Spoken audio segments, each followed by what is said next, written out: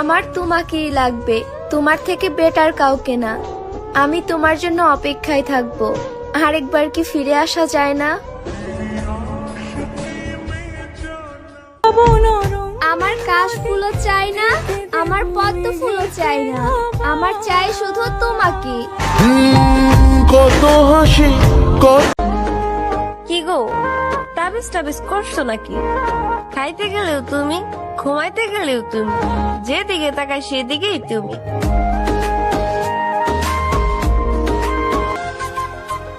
জীবন একটি ফুলের মতো, যতই যত্ন নেবেন ততই সুন্দর হবে।